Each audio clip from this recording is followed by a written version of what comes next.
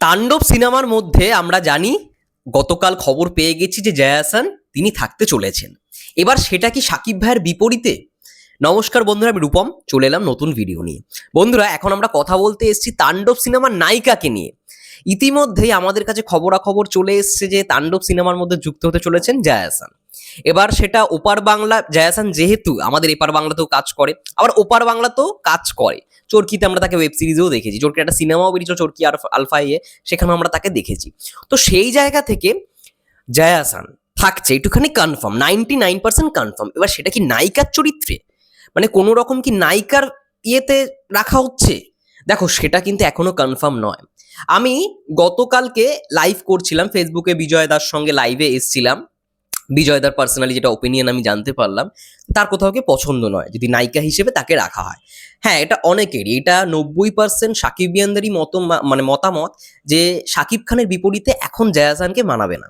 এটা আমিও মনে করি, আমিও পার্সোনালি মনে করি এখন হয়তো মানে কতটা মানানসই। এবার আমি শিওর শট এখন কিছুই বলতে চাইছি না, কারণ রাইহান রাফি স্যারের পক্ষ থেকে এখনো কিন্তু ডিক্লেয়ার হয়নি যে নায়িকা কারা। এটা একটা খবরের মাধ্যমে এসছে এবং এটা শিওর শট থাকছেই। কিন্তু নায়িকার চরিত্রে কি এমনটাও তো হতে পারে জয়া আহসানের যে ক্যারেক্টারটা সেটা কোনো ভিলেনের ক্যারেক্টার। মানে আমরা তুফানে যেরকম চঞ্চল চৌধুরীকে দেখেছিলাম একটা অ্যান্টাগনিস্ট, একটু ভিলেন টাইপের ক্যারেক্টার প্লে করতে, ঠিক তেমনই হতে পারে যে জয়া আহসানকে এমনই একটা ক্যারেক্টারে রাখলো যেটা হয়তো নায়িকা নয়, নায়িকার মতনই হতেও তো পারে। এবার একটা বিষয় ভালো করে দেখো, তুফান সিনেমায় দুজন নায়িকা নাবিলা এবং মিমি চক্রবর্তী, দুজনে কিন্তু নায়িকার রোলই প্লে করেছে।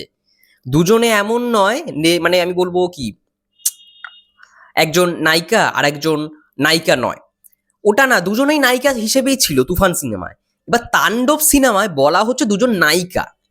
এবার দুজন নায়িকায় কি মানে সাকিব ভাইয়ার বিপরীতে? এটা তো নাও হতে পারে।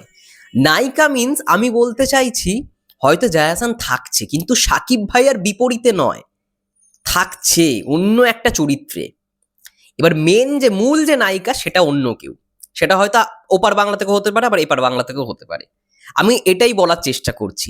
আমি জানি অনেকেই বলছে যে এটা হলে খুব বাজে হবে, জয়া আহসানকে সাকিব ভাইয়ের সঙ্গে মানাবে না। এবার দেখো, আমি একটাই কথা বলবো, আমি কারোর বিপক্ষেও যেতে চাই না, আবার পক্ষেও যেতে চাই না।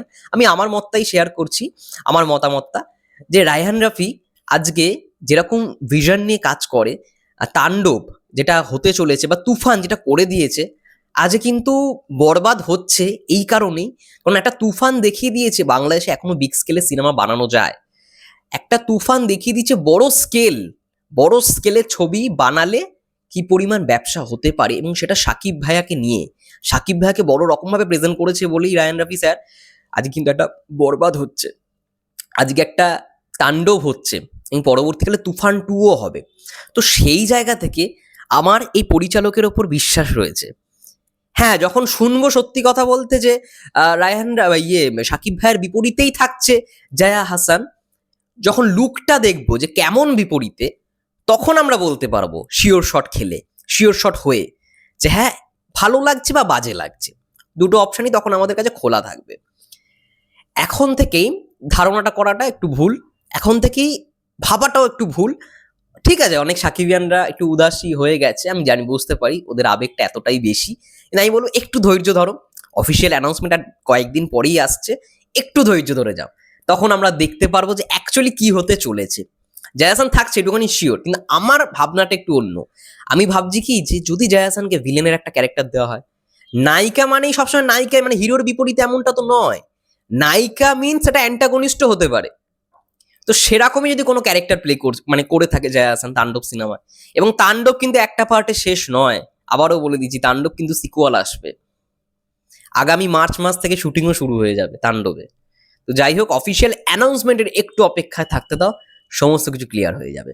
যাই হোক, এটা নিয়ে কি বলতে চাও জয়া আহসানকে তোমরা, মানে কি বলতে, যদি ভিলেনের ক্যারেক্টার দেওয়া হয়, যদি ভিলেন হিসেবে থাকে চঞ্চল চৌধুরীর মতো তুফানে, তোমরা কি বলতে চাও এই বিষয়টাকে নিয়ে অবশ্যই কমেন্ট করে জানাও। ততক্ষণের জন্য সবাই ভালো থেকো, সুস্থ থেকো। আমাদের চ্যানেল নতুন হলে অবশ্যই চ্যানেলটাকে সাবস্ক্রাইব করে দিও, এটাই বলবো। ফেসবুক পেজ থেকে যারা দেখছো প্লিজ পেজটাকে ফলো করে দিও। সবাই ভালো থেকো, সুস্থ থেকো, টেক কেয়ার।